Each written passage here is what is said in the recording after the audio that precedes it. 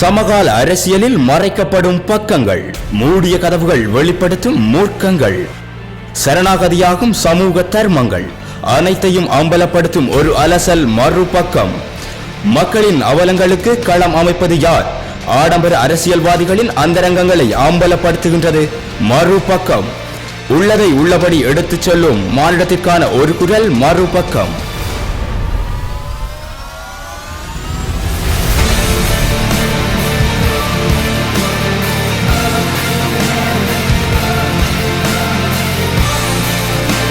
நாம் ஒரு சிறிய இடைவேளையின் பின்னர் மீண்டும் மறுபக்கம் நிகழ்ச்சியுடன் இணைந்து கொள்கிறோம். மாஸ்டர், இப்போ நாங்கள் இவ்வளவு நேரம் இந்த இடைவேளைக்கு முன்னர் இரண்டு முக்கியமான விடயங்களை பற்றி பேசினோம். இந்த மீண்டும் இடைவேளைக்கு பிறகு என்ன பேச வேண்டும் என்பதற்கு முதல் பேசினதையும் ஒரு கரைப்பை பண்ணிவிடும். இந்த முக்கியமான இன்றைய கோகிலாம்பாள் வழக்கு, இந்த மாணவி வித்யா வழக்கு தொடர்பாகவும் தொடரும் மாகாண சபையினுடைய நாடகங்கள் என்கிற விஷயத்தை பேசினோம். அடுத்ததாக இன்றைக்கு இப்போ இடைவேளைக்கு பிறகு கொஞ்சம் வித்தியாசமாக போவோம் இல்லையா. இன்றைக்கு யாழ்ப்பாணத்தில் இந்த போர்க்காலத்துக்கு பிறகு, அதாவது 2009 இந்த போர் காலம் முடிந்து ஒரு சுமூக நிலைமை, சமாதான நிலைமை என்பது வந்த அப்புறம் படிப்படியாக இந்த சமூகத்தின் செயல்பாடுகள், சமூகம் சார் பண்பாட்டு செயல்பாடுகள் அல்லது சமூகம் சார் விழுமியங்கள் எல்லாம் மாறுபட்டு செல்வதை, திசை கட்டு செல்வதை நாம் பார்க்கக்கூடிய அழிவு பாதையை நோக்கி செல்வதாக பார்க்கக்கூடிய இருக்கு. இதில் முக்கிய பங்கு வகிப்பது இந்த தொலைக்காட்சிகள் என்றுதான் பல தரப்பினாலும் சொல்லப்படுகிறது. அதுதான் உண்மையும் கூட. அதுவும் குறிப்பாக இன்றைக்கு வீட்டுக்கு வீடு, குறிப்பாக நாம் நமது யாழ் மாவட்டத்தில் எல்லாம் வாழுகின்ற வீடுகளில் ஒரு 90% வீடுகளில் இந்திய தொலைக்காட்சிகள் அத்தனையும் அவர்களது வரவேற்பறையில் ஓடிக்கொண்டே இருக்கின்றன. பார்க்காவிட்டாலும் தானாக ஓடிக்கொண்டிருக்கும். மத்தியானம் அரிசி அவிதோ இல்லையோ தொலைக்காட்சி நாடகங்கள் ஓடிக்கொண்டிருக்கும். தமிழகத்தை விட மிகவும் மோசமாக வந்து கொண்டிருக்கிறதை பார்க்கக்கூடியதாக இருக்கிறது. இந்த தொலைக்காட்சிகளில் நல்ல ஆரோக்கியமான நிகழ்ச்சிகள், இசைசார் நிகழ்ச்சிகள், மகாபாரதம் போன்றன ஒரு சில நிகழ்ச்சிகளில் இடம்பெற்றாலும் கூட கூடுதலான நிகழ்ச்சிகள், இந்த தொடர்கள், அனைத்து தொலைக்காட்சிகளிலும் வருகிற இந்த தொடர் நாடகங்கள், இந்த இந்த டோக் ஷோ என்று சொல்லப்படுகிற நேயர்களுடன் கலந்துரையாடுகிற நிகழ்ச்சிகள் எல்லாம் மிகவும் மோசமாக இளைஞர்களை, மக்களை ஒரு மாறுபட்ட திசையை நோக்கி இழுத்து செல்வதையே பார்க்கக்கூடியதாக இருக்கிறது. குறிப்பாக கடந்த வாரம் முதல் இந்த தமிழகத்தின் பிரபல தொலைக்காட்சி ஆகிய விஜய் தொலைக்காட்சியிலே இந்த பிக் பாஸ் என்கிற ஒரு நிகழ்ச்சி, அதை பற்றி நாங்கள் கதைச்சே ஆக வேண்டும். இந்த நிகழ்ச்சி அதை நடத்துகிறவரும் ஒரு பாஸ் தான். ஆமாம், அவர் உலகநாயகன் என்று சொல்லப்பட்டவர் கமலஹாசன். இது பிரித்தானியாவில் நடைபெற்ற பிரித்தானிய தொலைக்காட்சியில் பிக் பிரதர் என்று இடைக்கிட நடத்துவார்கள். அதன் ஒரு சாயலில் அந்த நிகழ்ச்சி தான் பிக் பாஸ் என்கிற வடிவிலே இங்கே இந்த தொலைக்காட்சியிலே முன்னெடுக்கப்படுகிறது. ஒரு பிரபலியங்கள் ஒரு சிலரை, ஒரு 14 பேர் என்று நினைக்கிறேன் தற்பொழுது, அவர்களை ஒரே வீட்டினுள் ஒரு தொடர்ச்சியாக பல நாட்களுக்கு, இந்த நிகழ்ச்சியிலே 100 நாட்கள் என்று சொல்லியிருக்கிறார்கள். 100 நாட்கள் ஒன்றாக அடைத்து வைத்து அல்லது பூட்டி வைத்து அவர்களின் கருத்தின்படி அவர்களுக்கு அந்த ஒரு வீடு வழங்கப்பட்டிருக்கிறது. அதுவும் ஆடம்பரமான வீடு, ஒரு western type of luxury house. அங்கே தொலைக்காட்சி கிடையாது, பத்திரிகைகள் வராது, அவர்களுக்கான அந்த தொலைபேசி இணைப்புகள் எதுவும் இல்லை. அவர்களை சமைத்து அவர்களை சாப்பிட வேண்டும். இப்படியாக பல செயற்பாடுகளை ஒரே கோணத்தில் வச்சு பல நிபந்தனைகளுடன் அவர் அந்த வீட்டினுள் அடைக்கப்பட்டிருக்கிறார்கள். இந்த அடைப்பின் ஏன் அடைக்கப்பட்டிருக்கிறார்கள் என்றால், அவர்கள் இந்த 100 நாட்களும் எப்படி வாழ்கிறார்கள் என்பதை காட்சிப்படுத்துவதற்காக அடைக்கப்பட்டிருக்கிறார்கள். அதுவும் பிரபலியங்கள் என்று சொல்லி ஒரு சில நடிகர்கள், நடிகைகள், இப்படி ஒரு கவிஞர் ஒருவர், பாடகர், இப்படி பல தரப்பட்டவர்களை சேர்த்து இந்த நிகழ்ச்சி முன்னெடுக்கப்படுகிறது. இது இது இது எப்படி நாங்கள் பார்க்கலாம், இது எப்படி இந்த மக்கள், ஆனால் அதுக்கான காட்சிகளை நான் பார்த்தேன் கடந்த 2-3 நாட்களாக. ரொம்ப என்ன சொல்கிறது, ஆங்கிலத்தில் சொல்லணும்னா போர் அடிக்க ஒரு ஒரு ஒரு பார்வையாளர்களை ஒரு சலிப்பேற்றுகிற. நானும் மிக குறுகிய நேரம் பார்த்தேன். அதில் இந்த நகைச்சுவை நடிகர் கஞ்சா கருப்பு, அந்த இன்னொருவர் அந்த பெண் நடிகை ஒரு மொத்தமாக வருவார், ஆர்த்தி ஒரு நடிகை போன்றவர்கள் எல்லாம் அந்த காட்சிகளே வந்தார்கள். நகைச்சுவை நடிகர் வையாபுரி எல்லாம் வந்தார்கள். ஆனால் உங்களோட கருத்து தான் எனக்கு அந்த நிகழ்ச்சியை பார்க்கக்கூடியதாக ரசிக்கக்கூடியதாக இருக்கவில்லை என்பதுதான் என்னுடைய ஒரு கருத்து. ஆனால் நான் அதை பார்த்தது ஒரு கொஞ்ச நேரம், கூடிய நேரம் பார்த்தால் அது என்ன தாக்கத்தை ஏற்படுத்தும் என்று எனக்கு தெரியாது. நான் உங்கள்கிட்ட இருந்து தெரிய வேணும் என்று நினைக்கிறது என்னென்றால், இந்த நிகழ்ச்சியினாலே மக்களுக்கு அவர்கள் சொல்ல போகிற செய்தி என்ன? ஆமாம், இதுதான் என்னுடைய கேள்வி. என்னுடைய கேள்வி மட்டுமல்ல, நீ இதை பார்க்கிற பலரின் கேள்வி இதுதான். பல நேயர்கள் அல்லது பல ரசிகர்களின் கேள்வி இது வடிவமைக்கப்பட்டது என்ன நோக்கம், இதனால் யாருக்கு லாபம், சமூகத்துக்கு என்ன லாபம்? சில சமயம் அந்த தொலைக்காட்சியின் ரேஞ்சர்லாம், அந்த தொலைக்காட்சியின் மதிப்பு உயரலாம், தரம் உயரலாம். அது சாதாரண விடயம்.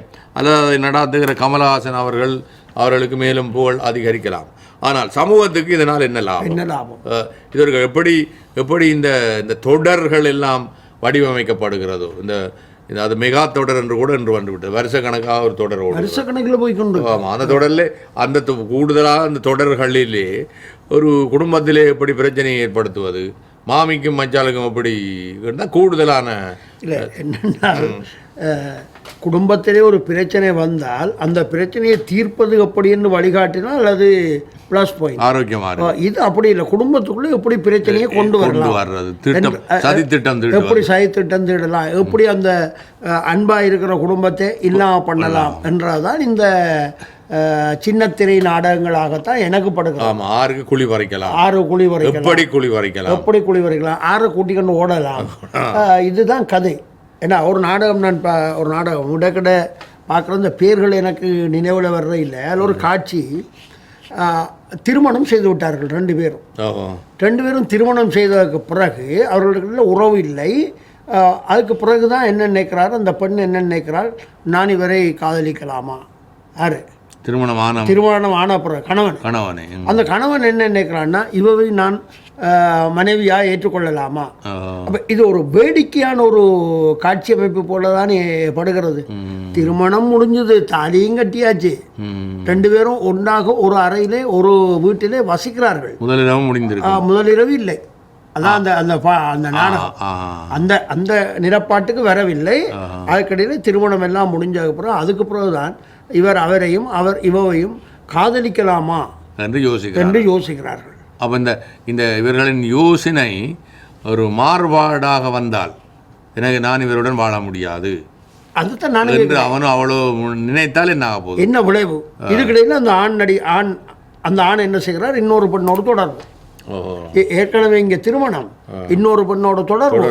இதுதான் இந்த சின்னத்திரை இப்பொழுது நமக்கு சொல்லிக் கொண்டிருக்கிற செய்திகள். அப்போ இதை பார்க்குற நம்முடைய இளம் தலைமுறை அதுடைய வேத வாக்குகளாக நினைக்கிறதும் இது ஒரு பக்கம். இன்னொரு பக்கம், திருமணமான இன்னொருத்தனை பற்றி ஒரு பெண் நினைப்பது, திருமணமான இன்னொருத்தியை பற்றி ஒரு ஆண் நினைப்பது, இப்படிப்பட்ட ஒரு மாறுபட்ட கோணத்திலே வருகின்ற அந்த முந்தி ஸ்ரீதர் படம் எடுக்கிற பொழுது ஒரு முக்கோண காதல் கதை என்று வரும். அது 2 பேர் ஒருத்தரோட வார பிரச்சனைப்பட்டு கொண்டு போகும். இது இப்போ அப்படி இல்லை. இப்போ 2 சோடி, இந்த 2 சோடி மாறி சிந்திக்கிறது, முக்கோண வாழ்க்கை. இப்போ அப்படிப்பட்ட ஒரு மிக மோசமான முறையில் இந்த சின்னத்திரை நிகழ்ச்சிகள் போய்கொண்டிருக்கிறது. நீங்கள் இந்த மகாபாரதம் என்று சொன்னீர்கள், அதை கேட்டால் மகாபாரதம் போடுகிறார்கள்னா நமக்கு பெரிய மகிழ்ச்சி தானே. மகாபாரதம், ராமாயணம், அதுவும் ஒரு டிவி ஒரு நிகழ்ச்சியை போட்டால் மற்ற டிவி அதுக்கு போட்டியாக இன்னொன்றை எங்கேயாவது கடன் எடுத்து கொண்டு வந்து இவர்கள் போடுகிறார்கள்.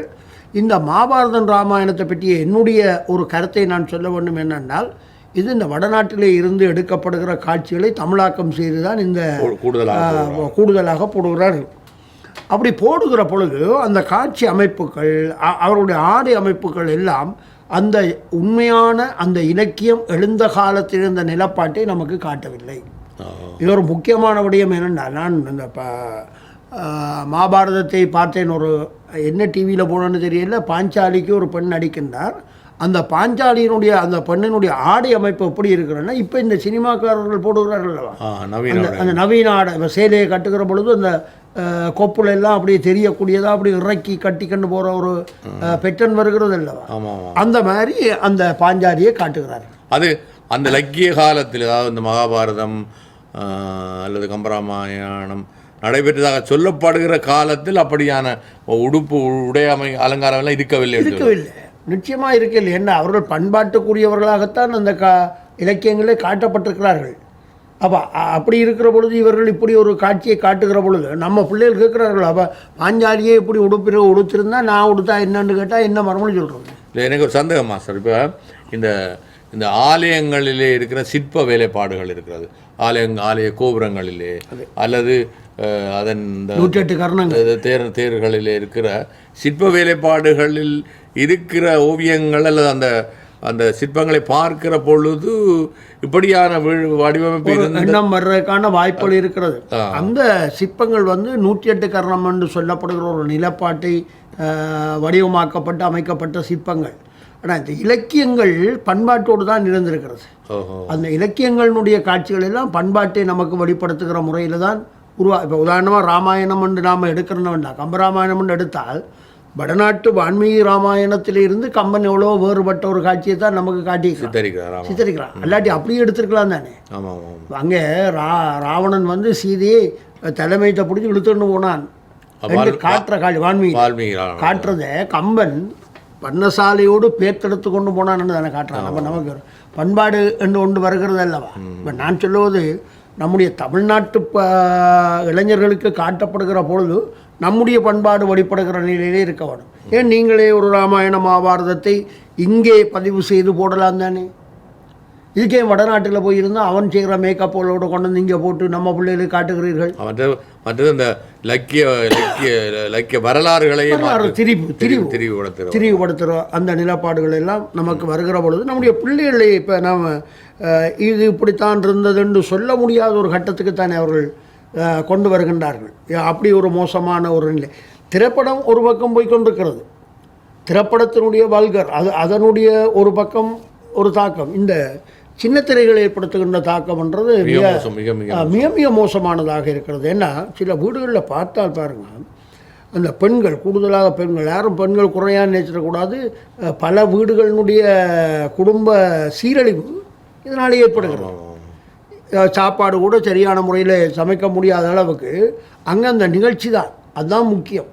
ஏதோ ஒரு படத்திலேயே ஏதோ ஒன்றில் காட்டினார்கள், 3 பெண்கள் ஓடி ஒரு ஆட்டோவில் ஏறுவார்கள். ஏதோ ஒரு படத்தை சாரதி அப்படியே பூந்து எல்லாம் ஓடிக்கொண்டு ஏதோ செத்துட்டானோ அவன் சாப்பிட்றானோ ஏதோ ஒரு பதட்டத்தில் 3 பேரும் வர இவரும் கொண்டு வந்து ராக்கெட்டோன்னு என்னன்னு கேட்டால் அது சின்ன திரையில் நாடகம் செத்து போனாங்க அந்த முறையில். இதுதான் இப்போ நடந்து கொண்டிருக்கிற ஒரு வாழ்க்கை முறை. இதே மாதிரி ஒரு நகைச்சுவை நானும் படித்தேன். இங்கே ஒரு இரவு நேரம் மருமகள் மாமியார் தொலைக்காட்சி பார்த்து கொண்டிருக்கிறார். மருமகள் மாமி நேரமாச்சு சாப்பிடுவாங்க, டிஃபன் இரவு சாப்பாடு. வீட்டுக்குள்ள பிரேதம் இருக்கு, நீ என்ன சாப்பிட கூப்பிடுறாய்? என்னடா நாடகத்தில் பிரேதம் ஒன்று அப்படிதான் அப்படி இருக்குது. ஒரு அறிஞர் தமிழ்நாட்டிலிருந்து வந்த ஒரு அறிஞர் என்னோடு பேசுகிற பொழுது, இப்போ அண்மையிலே வந்த அறிஞர் ஒருவர் பேரை சொல்லுறது சரியில்லை என்றபடியால் விடுகிறேன். அவர் என்னிடத்தில் சொன்னார், டேய் தம்பி, தமிழ்நாட்டில் இருக்கிற ஆம்பளைங்கள் எல்லாம் கொஞ்சம் தியாக உணர்வில் இருக்கிறபடியால் இந்த பொம்பளைங்களுடைய கழுத்தில் தாலி கொடியெல்லாம் மிச்சமாக இருக்குடா, இல்லாட்டி எல்லாம் அறுத்துக்கொண்டு ஓடிடுவாங்கடான்னு எனக்கு சொன்னேன்.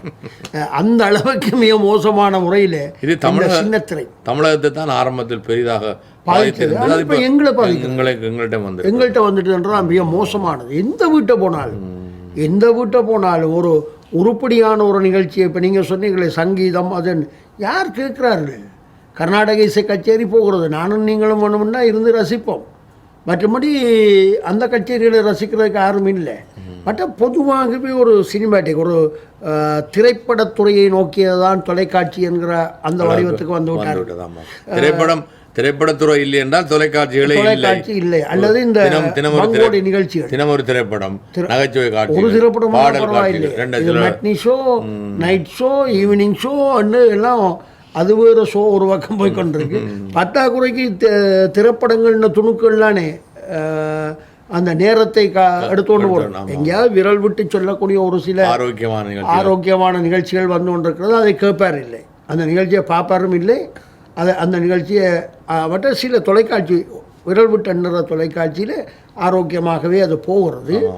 ஆனால் பார்ப்பதற்கு ஆட்கள் இல்லை. இப்போ நீங்கள் சொன்ன இந்த விஜய் டிவி அதை பற்றி ஒரு இதில் பார்த்தீங்கன்னா அவர்களாம் இதை தொடக்கி விடுறதான் ஒவ்வொரு ப்ரோக்ராமையும். அதாவது எப்படி மேலத்தேயத்தில் இப்போ இந்த நிகழ்ச்சியெல்லாம் பிக் பாஸ் நிகழ்ச்சியெல்லாம் மேலத்தேய கலாச்சாரத்துக்கு சரியாக இருக்கலாம், நமக்கு பொருந்தாத ஒரு நிகழ்ச்சியை கொண்டு வந்து நமது இப்போ இதில் இந்த தற்பொழுது இந்த பிக் பாஸ் நிகழ்ச்சியில் ஒரே வீட்டினுள் 100 நாட்களுக்கு அடைத்து வைக்கப்பட்டிருப்பவர்கள் பலர் திருமணமானவர்கள், பலர் திருமணமாகாதவர்கள், சிலர் ஆண்களும் பெண்களும் ஒரே வீட்டினுள் தனியாக, அதாவது தமது உறவுகளை, தமது கணவனை அல்லது தமது மனைவியை, பிள்ளைகளை பிரிந்து தனியாக 100 நாட்கள் என்னும் ஒரு ஆணுடன் அல்லது இன்னொரு பெண்ணுடன் இருப்பது என்பது நமது பண்பாடு, நமது கலாச்சாரத்துக்கு ஒவ்வானதாக இருக்க போகிறதா, அல்லது அதற்காகத்தான் இப்படியான முன்னெடுப்புகள்? நம்முடைய கலாச்சாரத்திலே ஒரு ஆண் திருமணமான இன்னொரு பெண்ணை மோட்டார் சைக்கிளில் ஏற்றி கொண்டு போனாலே அது தவறான அர்த்தத்தில் பேசப்படுகிற ஒரு கலாச்சாரம். ஒரு அவசர தேவையாகவோ ஒரு அத்தியாவசியமாகவோ இருந்தால் கூட அது விமர்சனத்துக்குள்ளாகிற ஒரு கட்டத்தில் இருக்கிற ஒரு தமிழ் சாதியிட்டே இப்படி ஒரு நிகழ்ச்சி. இதை நாங்கள் பேசினால் சில இந்த பின் நவீனத்துவ பேசுபவர்கள் சொல்லுவார்கள் உலகமயமாதலில் இது சகஜம். ஆனால் உலகமயமாதலில் பல விடயங்கள் இருக்கிறது ஐயா, பல விடயங்கள், ஆரோக்கியமான விடயங்கள் எவ்வளவோ இருக்கிறது, தொழில்நுட்பம் சார்ந்த விடயங்கள் எவ்வளவோ இருக்கிறது. அவற்றை விடுத்து இந்த இந்த இந்த கலாச்சாரத்தை கழுத்தறுப்பு செய்யும் இப்படியான நிகழ்ச்சிகளை அரங்கேற்றுவது என்பது உண்மையிலேயே ஒரு வருந்தத்தக்கது மட்டுமல்ல, கண்டிக்கப்பட வேண்டிய ஒரு நிகழ்வு. அதிலேயும் அந்த இதில் காலையில் எழும்புகிற பொழுது இந்த நீங்கள் சொன்ன இந்த பிக் பாஸ் காலையில் எழும்புகிற பொழுது முக்கருவியெல்லாம் போட்டு கிளீனாக தான் எழும்புகிற போல காட்டுகிறாங்க. இப்போ நாங்கள் பேசும்போது எங்களோட ஒளிப்பதிவாளர் துஷ்யந்தன் சொன்னதை கருத்து தான் நான் சொல்லணும். இதில் வையாபுரி, அதில் நடிக்கிற வையாபுரி ஒரு பக்திமான். காலையில் இதெல்லாம் பூஜை கொண்டு காலையில் 7 மணிக்கு அதுங்க சொல்லப்படுது, அதிகாலை 7 மணி அனைவரும் தூக்கத்தில் இருந்து எழும்புகிறார்கள். வையாபுரி எழும்புறார், முகத்தில் தலையில் ஒரு நெத்தியில் அப்படியே முக்குறியோடு அப்போ தான் போட்ட முக்குறியோடு எழும்புகிறார். அப்போ எவ்வளவுக்கு நம்பக்கூடியதாக இருக்கும்? பெண்கள் தரப்பிலே பெண்கள் எல்லாம் தூக்கத்தால் எழும்புற 6 மணிக்கு எழும்புவதாக காட்டுகிறார்கள். அங்கே கேமரா பொருத்தப்பட்டிருக்கிறதான் சுற்றி வர அந்த கேமராக்கள் பதிவான காட்சிகளை வெளிப்படுத்துகிறார்கள். ஆனால் அவர்களது இந்த முகச்சாயம், அதை மேக்கப் என்று சொல்லுகிற இந்த முக பூச்சுகள் எதுவும் அழிந்ததாக தெரியவில்லை. அந்த முகப்பூச்சுகளுடனே தலைமுடியெல்லாம் வாரிவிட்ட நிலையிலே தான் அவர்கள் தூக்கத்தால் எழும்புகிறார்கள். இது எப்படி சாத்தியம்? இதே இப்படி காட்ட வேணும். இதில் ஒரு சின்ன கருத்து சொல்ல விரும்புகிறேன். என்னென்னால் அதை உலகநாயகன் தானே அதை நெறிப்படுத்துகிறார்னு சொல்லுகிறீர்கள். உலகநாயகனை பற்றி எனக்கு தெரிந்த ஒரு விடத்தை சொல்லுகிறேன்னா, அவர் மேக்கப் இல்லாமல் வெளியால் வந்ததுன்னு சரித்திரமே கிடையாது. அது கூடுதலாக அது இவர் பாரதியில் என்ன சொன்னால், இந்த கெமிக்கல்ஸ் எல்லாத்தையும் முகத்தில் போட்டு பூசி முகமெல்லாம் ரொம்ப டேமேஜான ஒரு தோற்றத்துக்கு வந்து விட்டார் அவர். அதாலே அவர் என்ன செய்வாருன்னா, மேக்கப் இல்லாமல் ஒரு வெளியால் போவதில்லை, பாரதே இல்லை. அவர் அரங்கேற்றுகிற நிகழ்ச்சியும் கிட்டத்தட்ட அப்படித்தானே இருக்கும். இரவிலேயே மேக்கப் போட்டுக்கணும் படுத்திருப்பார்கள் சில வேளை, அதே முடிய மேக்கப்போட எழும்புகிறார்கள். இதை நம்மவர்கள் பார்த்துட்டு இவர்களும் அல்லவா இந்த வேலையை பார்க்குறார்கள், இந்த காரியங்களை எல்லாம் பார்க்கறதுக்கு போகிறார்கள் என்றதானே ரொம்ப வேதனைக்குரிய ஒரு நிகழ்ச்சியாக இருக்கிறது. அப்படி இந்த பிக் பாஸ் மிகவும் வேதனைகளை அறிமுகப்படுத்தி கொண்டு இருக்கிறது மக்கள் மத்தியில். இப்போ நீங்கள் இந்த இலக்கிய, அதாவது பாரம்பரியம், பாரதம், மகாபாரதம், ராமாயணம் போன்றவை காட்சிப்படுத்துகிறத பற்றி சொன்னீர்கள். புதிதாக ஒரு தொலைக்காட்சியிலே நான் விளம்பரம் பார்த்தேன்.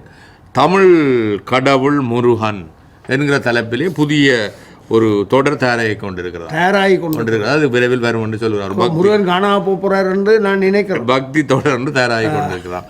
எனக்கு என்னென்னா அது எனக்கு நீங்கள் ஒரு ஆன்மீக சொற்பொழிவாளன், ஆன்மீக ஆசிரியர், என்ன முருகன் தமிழ் கடவுள் தானாங்கிற சந்தேகத்தை முதல் தெரிஞ்சு. தமிழ் கடவுள் முருகன் என்று சொல்லுவதற்கு தமிழ் எழுத்துக்களை வைத்துக்கொண்டு முருகனை ஒப்பிட்டு சொல்லுகிற ஒரு முறை இருக்கின்றது. அந்த முறையிலே தமிழ் கடவுள்தான் முருகன் என்று சொல்லப்படுகிற ஒன்றும், அடுத்தது தமிழ்ச்சங்கத்தை அமைத்து தமிழ் வளர்த்த ஒரு சரித்திரத்தை நாம் சொல்கிறோம் தானே. இறைவன் சிவபெருமான் தான் முதலாவது தமிழ்ச்சங்கத்தினுடைய தலைவர் என்றும், அதுக்கு அடுத்ததாக வந்தவர் முருகப்பெருமான் என்றும், அவர் இருந்து அகத்தியர் பின்னாலே பொறுப்பேற்று கொண்டார் என்று ஒரு வரலாற்று கதையை நாம் சொல்லுகிறோம். ஆகவே தமிழ் வளர்த்தவர்கள் என்று. இந்த அகத்தியருடைய வரலாற்றிலே ஒன்று வருகிறது என்னென்றால், மீனாட்சி கல்யாணம் நடக்கிற பொழுது நிலம் தாழுகிறது.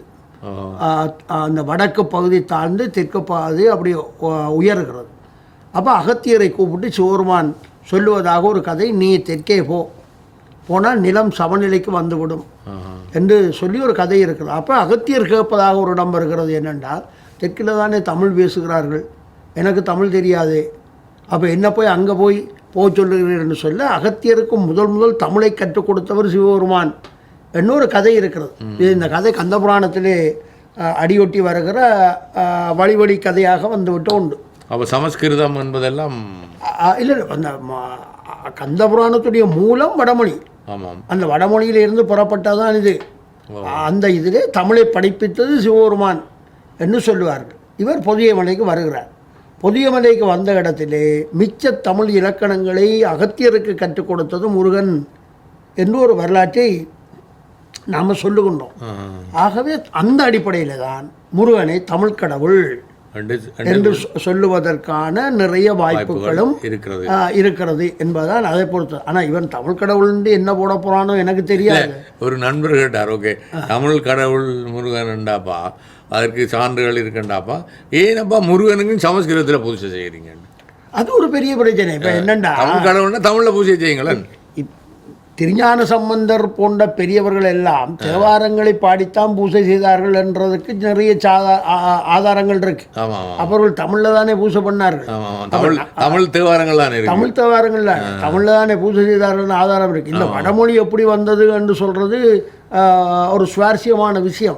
இன்னைக்கு நாம தொட்டோம்னா அது போயிடும். ஆனால் நிச்சயமா நீங்க கேட்டதை கொண்டு சொல்லுங்க, எங்கட இந்த மெகா தொடர்கள் போல. ஆனால் நிச்சயமாக தமிழ் மொழியிலே பூஜை செய்கிற ஒரு முறை நமக்கு அவசியம் என்பதை மட்டும் நான் சொல்லி, தெரியாத பாஷையில் என்ன நடக்குதுன்னு தெரியுது இல்லை. அவரு எங்களுக்கு பார்த்து கொண்டிருக்கிற எங்களுக்கு மட்டுமல்ல, அந்த சமஸ்கிருதத்திலே அந்த வழிபாடுகளை நடாத்துகிற அந்த அர்ச்சகருக்கும் என்ன நடக்குதுன்றே தெரியாது. அவர் தமிழ்ல எழுதி வச்சாங்க சொல்றேன். அந்த மந்திரத்தை அவர்கள் சான்ஸ்கிரிட்லேயும் எழுத அப்படியே தமிழ்ல எழுதி வச்சு போட்டு வாசிக்கிறாங்க. அப்ப முழுக்க அந்த உச்சரிப்புகள் எல்லாம் பிழைக்குது. பிழைக்கிற பொழுது அனர்த்தம் தான் வருகிறது. வேற ஒரு காரணத்துக்காக நான் சொல்ல இல்லை. அப்ப நமக்கே இந்த கரைச்சல நம்முடைய பாஷையில முருகனை கும்பிடுவோம், நம்ம பிழைப்பை பார்த்துட்டு போவோம். அப்படியே இந்த இந்த இந்த சமூக அவலங்கள் தொடரத்தான் போகின்றதா, இதற்கு ஒரு தீர்வு கிட்டாதா என்கிற ஆதங்கத்துடன் இன்றைய நிகழ்ச்சியை நிறைவுக்கு கொண்டு வருகிறோம். என்னுடன் சொல்லின் செல்வ வடிவேல் அவர்களுடன் விடைபெற்றுக் கொள்கிறோம். நன்றி, வணக்கம். வணக்கம் நேயர்களே.